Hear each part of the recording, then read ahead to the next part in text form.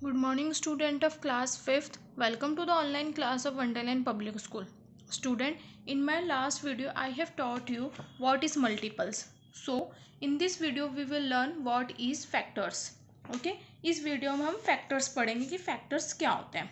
Okay? Factors के लिए मैंने एक एग्जांपल लिया है नंबर 12 के आपको फैक्टर्स लिखने हैं. ओके, तो आप फैक्टर्स कैसे लिखेंगे कि दो नंबर्स का पेयर्स लिखेंगे जिनका मल्टीप्लिकेशन 12 हो. ओके, जैसे कि मैंने एग्जांपल के लिए लिख रखे 1 मल्टीप्लाई 12 इजिकल्स टू 12. तो 1 और 12 के फैक्टर होते हैं. Okay, 1 multiply by 12 equals to 12. ऐसे हम 1 बाय 1 से 10 तक सभी टेबल्स चेक करेंगे कि किस किस की टेबल में 12 आता है. तो 1 के बाद 2 की टेबल में आता है 2 6 आर 12. ओके, 2 के बाद 3 की टेबल में 3 4 आर 12. ओके, 3 के बाद 4 की टेबल में 4 3 आर 12. ओके, 4 के बाद 5 की टेबल में आता है क्या? नहीं आता है. फिर हम 6 की टेबल में देखेंगे 6 2 आर 12. ओके, फिर 7 की टेबल में नहीं आता है, 8 की टेबल में नहीं आता है, 9 की टेबल में नहीं आता है, 10 की टेबल में भी नहीं आता है और 11 की टेबल में भी नहीं आता है. फिर नेक्स्ट आता है 12 की टेबल में 12 मल्टीप्लाई बाय 1 इजिकल्स टू 12.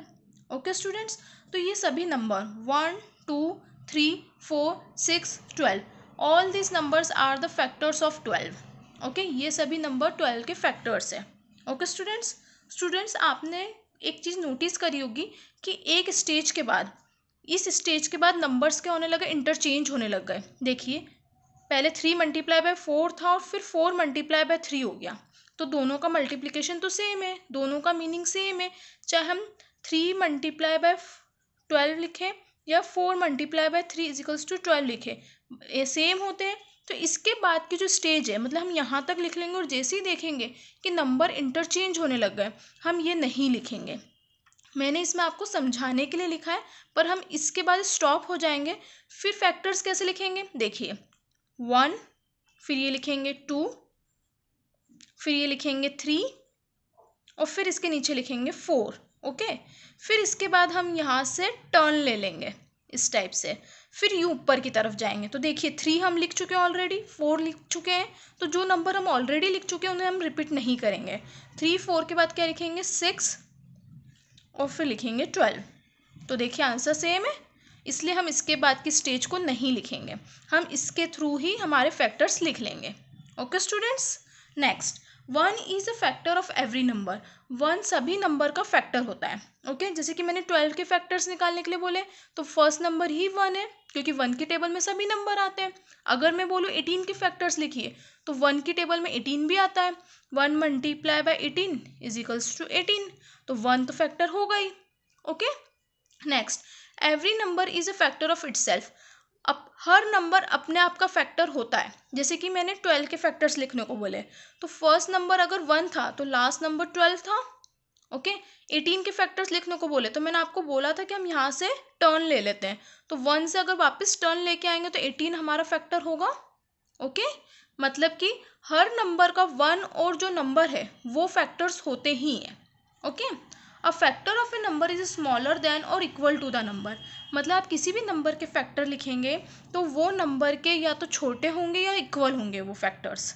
जैसे कि फैक्टर ऑफ 14 लिखने के लिए बोला है, तो इसके फैक्टर्स क्या हुआ है? 1 2 7. ओके, फिर हमने यहाँ से टर्न ले लिया. 2 7 हम ऑलरेडी लिख चुके हैं, फिर हम लिखेंगे 14. 1 2 7 14. तो जितने भी फैक्टर्स है वो 14 नंबर से छोटे हैं और इक्वल है. ओके, 14 से बड़े फैक्टर्स नहीं होंगे 14 के. जैसे कि इस एग्जाम्पल 12 में भी क्या हुआ, जितने भी फैक्टर्स थे वो 12 से छोटे थे और 12 के इक्वल थे, 12 से बड़े नहीं थे.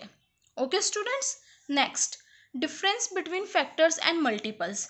अब फैक्टर्स एंड मल्टीपल्स में डिफरेंस क्या होता है? तो देखिए, मैंने एक एग्जाम्पल लिख रखा है 4 multiply by 5 is equals to 20. Okay, तो जो 4 नंबर है वो 20 का फैक्टर है. ओके, और 5 भी फैक्टर है. और ये जो 20 नंबर है ये मल्टीपल कहलाता है, मल्टीपल ऑफ 4 एंड 5. मतलब कि 4 का भी मल्टीपल है और 5 का भी मल्टीपल है.